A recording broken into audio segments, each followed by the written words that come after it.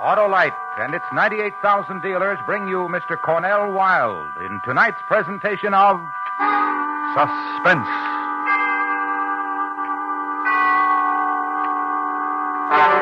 Tonight, Autolite combines fact and fiction. The fact, the murder of Mary Cecilia Rogers in New York City. The fiction, Edgar Allan Poe's solution of that crime, which he called The Mystery of Marie Roget. Our star, Mr. Cornell Wilde.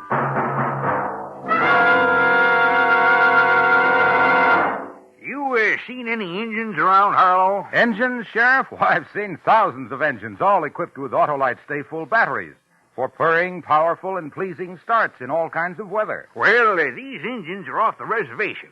And there are no reservations about an Autolite stay-full battery. It states right on the case, needs water only 3 times a year in normal car use. Well, these engines didn't like life on the reservation. Life? Why, the Autolite stay-full battery has long life. Fiberglass retaining mats protect the power of every positive plate to reduce shedding and flaking and give that Autolite stay-full longer life, as proved by tests conducted according to accepted life cycle standards. To quickly locate your nearest Autolite battery dealer who services all makes of batteries, just call Western Union by number and ask for Operator 25. I'll tell you where you can get an Autolite Stay Full, the battery that needs water only 3 times a year in normal car use. And remember, from bumper to tail light, you're always right with Autolite. Mary Cecilia Rogers was murdered in the vicinity of New York City in the summer of 1842. It was still an unsolved crime in November when The Mystery of Marie Roget was published.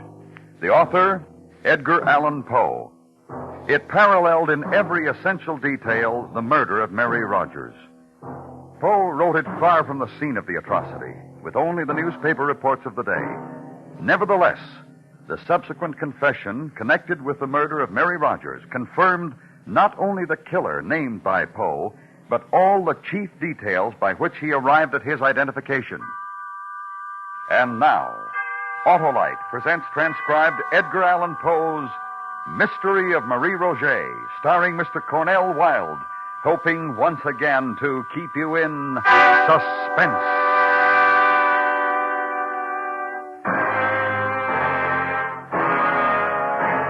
Good evening. My name is Dupin. I should like to extend an invitation. Regard first, a certain event which truly occurred in New York City on a warm summer night in 1842. Secondly, I invite you to employ your imagination and displace that same event intact with all of the essential facts to a cobbled, old-world Paris on an identical, warm and fragrant summer night in the same year.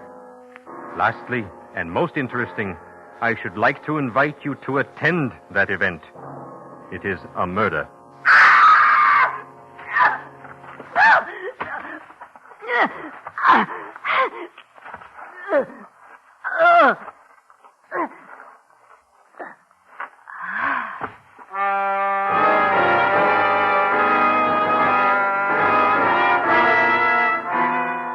The general design and mental character of the atrocity, indeed, the first knowledge of its occurrence, came to my attention on Wednesday night, the 25th day of June.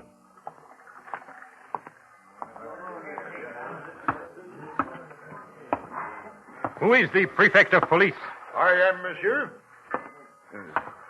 Dupin? Yes, monsieur. Oh, thank you for coming, monsieur. I wasn't certain my messenger would find you. This way, monsieur. Please. Andre, the lantern for Monsieur Dupin. Mm-hmm. She died harshly. Yes. Beaten, choked, drowned. Oh, yes, quite harshly. She was beautiful, monsieur. Once, perhaps, yes. Still, Mademoiselle what? In life she had a name, in death she must also have a name. Any of you? I have asked, monsieur, but none of them know her. But her clothes and jewels say she was known Dupin. Good clothes, torn and disordered in her terrible struggle, but good. And the jewelry, not expensive, but tasteful. This woman, in my opinion, Dupin, was known. And loved, Monsieur the Prefect. No doubt. Dupin, Dupin, this is why I sent for you. I've been through these things before. The newspapers will write stories. The reporters will make conjecture. Although there is no name for her now, there will eventually be a name. And then, monsieur, I will be called upon to produce her assassins. There is so little to go on. The eyes of the public will be upon me, and my honor is at stake. And my honor, too, monsieur, if I am involved in the investigation. Dupin, listen. There is a fund at the prefecture, a sizable fund which I am authorized to use when circumstances arise. For your services, I am willing to make a direct and liberal proposition. Dupin, you will help me find the answer to this woman's death? I cannot refuse.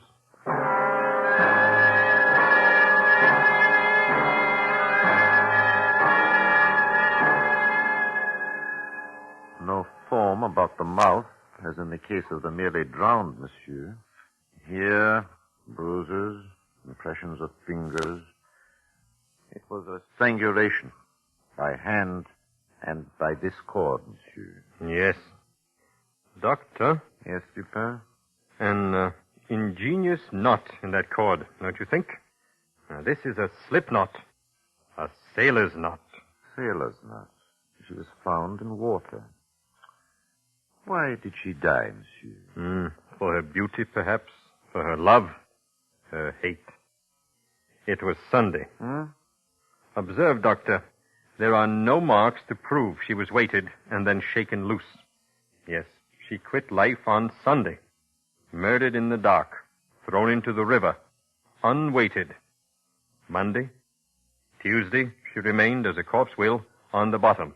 And then on the third day, tonight, as a corpse will, she rose, and the fishermen saw her. It is the way of corpses violently made so. Not only violent, but quick. Near the riverbank, somewhere. For what assassins could carry a burden like this, long undiscovered, From a dark bridge, perhaps. No. Too much light and people. There had to be a boat, Doctor. If she was dropped from a bridge, or pushed in from the shore, the current might press her aside to be caught in the vegetation of the shallow water. She was murdered on the bank and then taken out to her grave in a boat. And there had to be a man who knew how to handle a boat in the tricky current. Who is there? It is I, the prefect. I have someone who thinks he may know her. Come in, monsieur. Ahead of me, please. With your permission, Doctor, Monsieur Dupin. Monsieur Beauvais, monsieur. How do you do? Monsieur Beauvais has been searching since Monday for news of a Marie Roget. Mademoiselle Roget is an employee of Monsieur Beauvais. Correct, monsieur? Correct. I am a parfumeur. I called on her mother, Madame Roget, Monday when Mary did not appear at my shop. Madame informed me that Mary had left Sunday morning to visit her aunt at Rue des Drômes. She has not yet returned. I see. And what else? I cannot say, monsieur. So far, I have ascertained that she never arrived at Rue des Drômes. And, indeed, no one has seen her since Sunday. Can you describe Marie Roget? But, of course, dark hair, almost black, dark eyes, tall, young, vibrant. A woman, monsieur, of great promise. Jacques Saint-Eustache, the last to see her, mentioned to me that mademoiselle wore a frock of fine muslin, deep blue. I knew it well. A bonnet to match goes with it. Dupin! Who is Jacques Saint-Eustache, Beauvais? Monsieur Saint-Eustache is the accepted tutor of Marie Roget. He lodges and takes meals at the pension kept by Madame Roget. He was to have gone for his betrothed at dusk Sunday and to have escorted her home. In the afternoon it rained heavily, and supposing that she would remain at her aunt's, he did not think it necessary to keep his promise. She has stayed there under similar circumstances. And where is Jacques Saint-Eustache at this moment? Searching, and anxious as I am for Marie Roget. It is 3 days since Sunday. 4 days, really, but 3 that Marie Roget has been considered missing. Your search is tardy. I know, monsieur. Well? I am at your mercy. She has disappeared twice. The first time she disappeared was about 3 years ago. Her mother, her friends were unable to account for her disappearance. I was distracted with anxiety and terror. Did you notify the police? In that case, immediately, monsieur. But suddenly, Mary reappeared one fine morning after being absent a week. She was in good health and, well, with somewhat a saddened air, she explained she had spent the missing week with a relative in the country. Madame Roget, who was, and still is, infirm, recalled this to be a fact, and the matter was forgotten until now. So you did not call the police this second time she disappeared? What has happened once can happen again. What did happen that week she was away? I do not know. I do not honestly know. But you doubt the story of visiting a relative? I will not say. Show him what we have, Doctor. If you will kindly step over here, Monsieur Beauvais. Huh? Now, Monsieur Beauvais, if you please, do you know this woman, Monsieur? It is her. It is Marie Roget.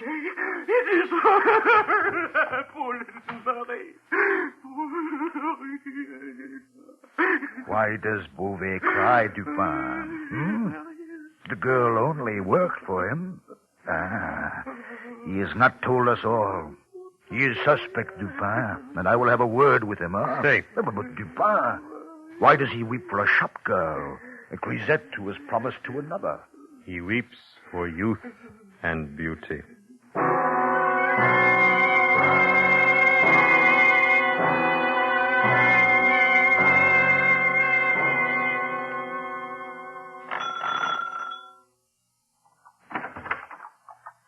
Yes, monsieur? I am Dupin, Madame Roget. May I come in? Oh, come. Come. No, please sit, Madame. I understand you are not well. I have been invalid 10 years now. I will not consume a great deal of time. May I ask, did your daughter often visit relatives in other distant parts of the city? Often. And stay overnight? Often. With your approval, Madame? She was and has been free of me since her 16th year. That is a very frank answer, Madame. I can tell you nothing of what has happened to her.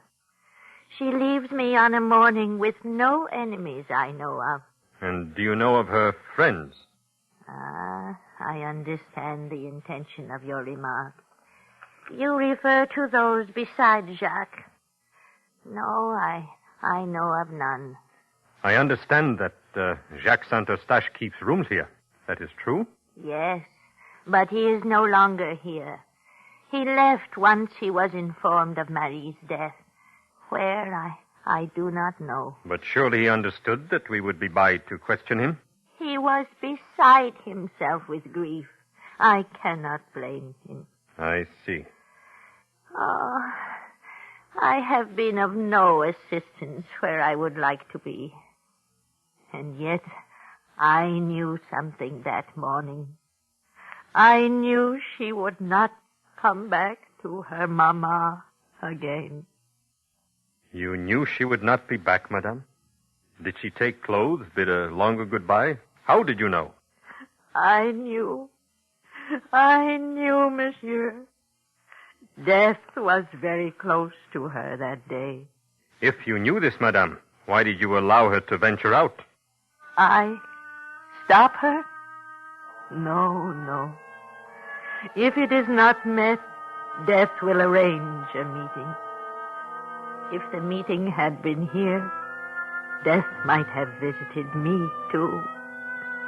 And I am yet afraid to die.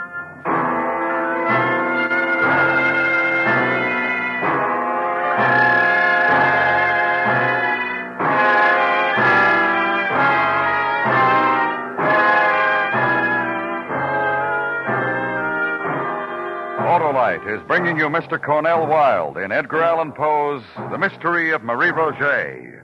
Tonight's presentation in radio's outstanding theater of thrills, Suspense.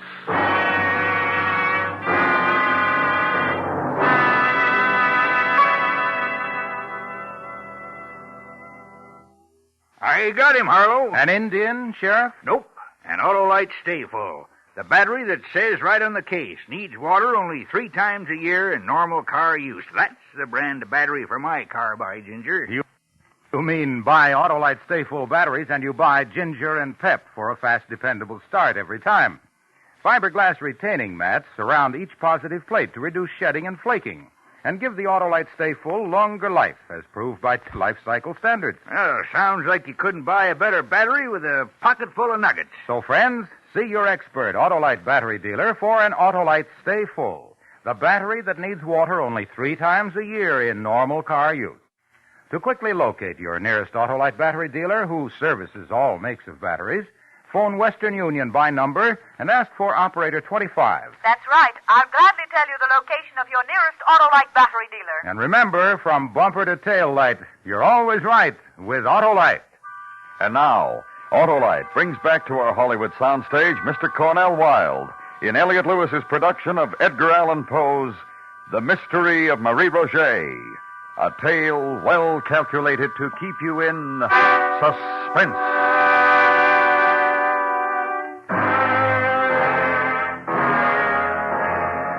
Dupin, again. You will recall the event we have been attending in Paris. I invite you now to keep in mind the solemn fact that Marie Roget died violently, that her lover, Jacques Saint-Eustache, is missing. Where she died, who administered her death, for what reason, remain to be known. Attend at this point another event, if you will, which was arranged by that zealous and righteous man, the prefect of police. Thank you for coming, Dupin. You have located the lover, Saint-Eustache? Saint-Eustache? No, he's unimportant, I assure you. Somewhere right now he drinks and tries to forget. But what I have here is important, most important. Madame Dulac, if you please. Good evening, gentlemen. Good evening. This is Madame Dulac. She has something of interest to tell you. And I have something of interest to show you. Good evening, madame. I have maintained this tavern many years, right here, close to the bank of the river. No fear with me, madame. I have no authority to do anything but respect your person and your thoughts. Oh. Now, what is this information? I saw a young woman here Sunday. Monsieur says it was Marie Roget. It was, definitely. Just a moment. Sunday, madame? Yes. Mid-afternoon, later perhaps. Where? Right here in my tavern. She arrived accompanied by a young man of dark, swarthy complexion. The two remained here for some time. On their departure, they took the road through some thick woods that way. Toward the river, Dupin. And this is a secluded neighborhood. Go on, madame, go on. Go on. Soon after they left, a gang of miscreants made their appearance at my place of business. They behaved boisterously. They ate and drank without payment, then left and followed the route of the young girl and the young man that same way. I see. About dusk, the same gang reappeared, and we crossed the river in great haste. I see. And you are certain it was Marie Roget? Never fear. My men spoke with an unnoticed driver, a man named Valence, who knew Marie Roget. He claims he saw her cross the Seine on the Sunday afternoon in question with the swarthy man who fits the exact description of Madame. And what else, monsieur? Oh, I will show you. Come.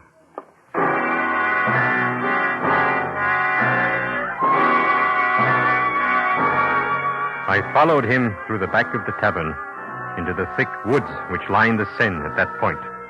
He stopped when we had come to a close thicket, within which were 3 or 4 large stones, forming a kind of seat with a back and footstool. Note, Dupin, a white petticoat here. Here, a silk scarf, parasol, gloves, pocket handkerchief. Inspect the handkerchief, Dupin. Thank you. You note the name Marie Roget embroidered there? Yes. So this is the place she met her death. Well, of course it is. I have found it. Well, look, the earth is trampled where she struggled, and over here, the bushes still broken. Every evidence of a terrible struggle. And here, the fence has been taken down, and the ground shows that some heavy burden was dragged along it toward the river. Well, come, look for yourself. What say you now? I am wondering. Wonder? Well, we have facts now, sir, important facts. Do you recall a strip of one of the unfortunate girl's petticoats had been tied about her mouth, probably to prevent her screams? I do. This was done by fellows who had no pocket handkerchiefs. Miscreants, Dupin. Miscreants. such as those who visited Madame Dulac's tavern and later went the same way as Marie Roget and her companion. There are many such gangs about here. All we have to do is locate them. And I know how to do that.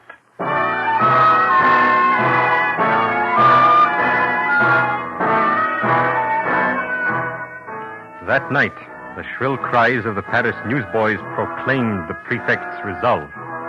He offered a reward of 20,000 francs and a full pardon for any king's evidence.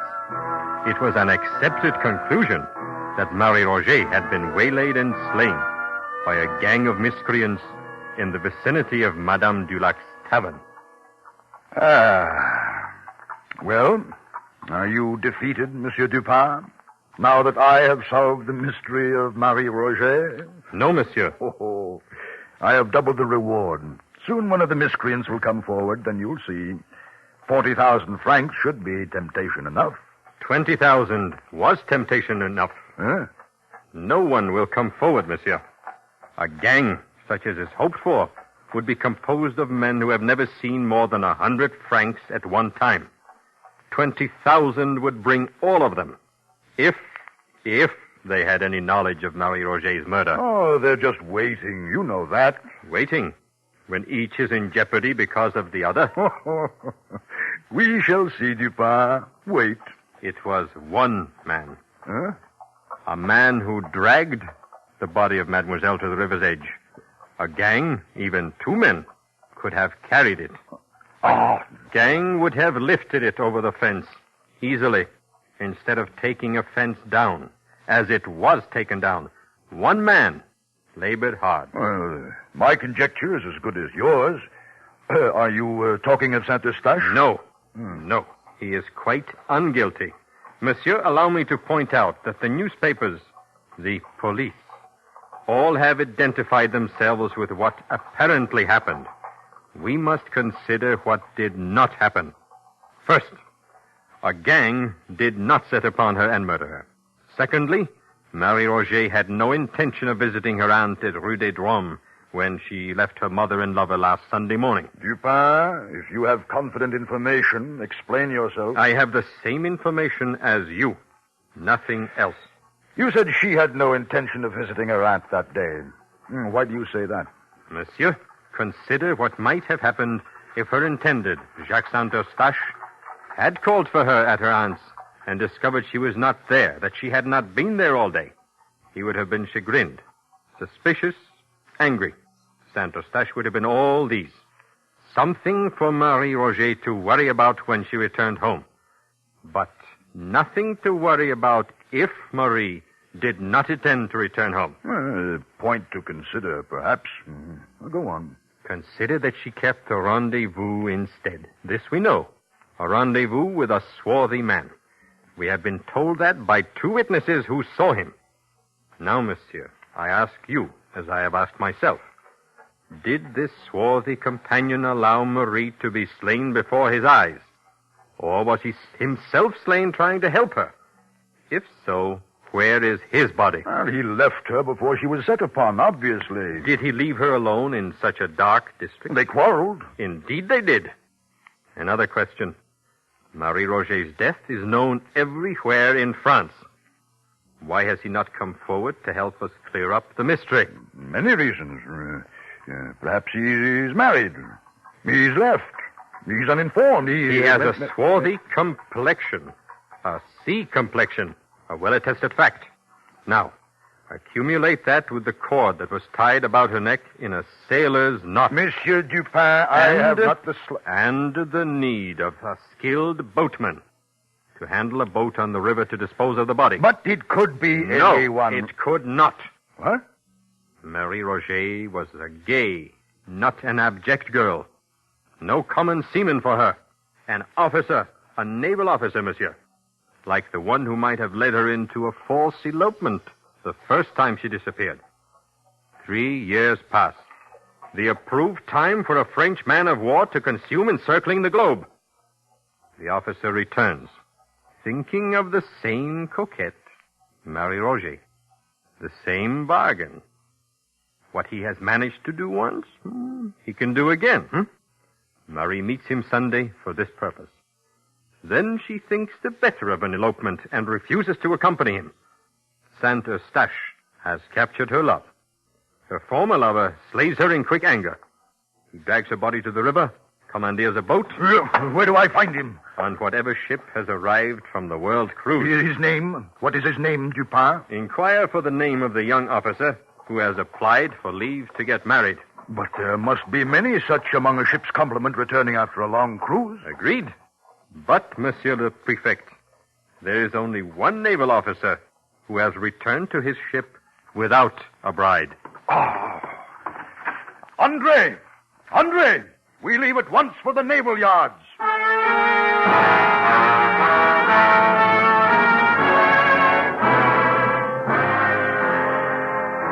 It has been an interesting evening, And now I issue a last invitation, my friends. I invite you to retain all that you have heard and employ this time, instead of your imagination, your sense of reality. For Marie Roget of Paris was truthfully Mary Rogers of New York. Let your reality move you back to New York City on a winter day some months after the event described. In the darkening afternoon, inside a gray stone building, I invite you to attend another event I think you will find significant.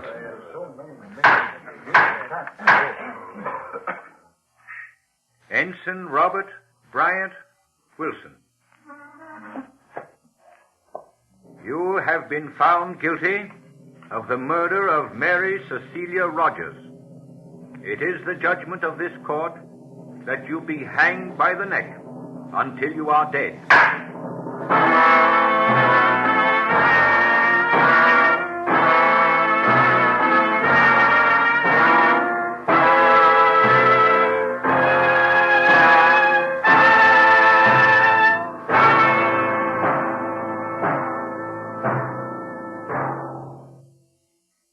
Suspense.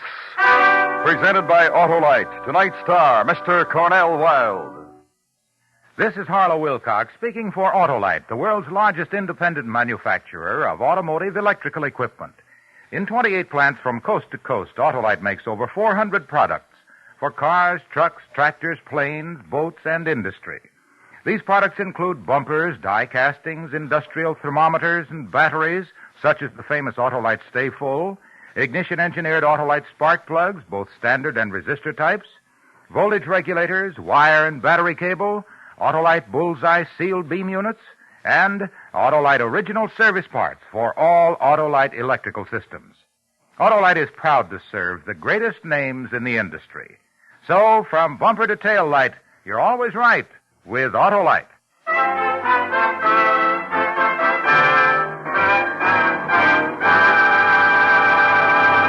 Next week, one of the most terrifying half hours ever presented on Suspense. A young couple and a mad woman. And what happened to them on a country road. Our star, Mr. Frank Lovejoy. That's next week on Suspense. Suspense is transcribed and directed by Elliott Lewis, with music composed by Lucien Morawick and conducted by Lud Gluskin. Edgar Allan Poe's The Mystery of Marie Roget was adapted for Suspense by E. Jack Newman. In tonight's cast, John Daner was heard as the prefect of police. Others in the cast were Lou Merrill, Jeanette Nolan, Paula Winslow, William Johnstone, and Edgar Barrier. And remember, next week, Mr. Frank Lovejoy in On a Country Road.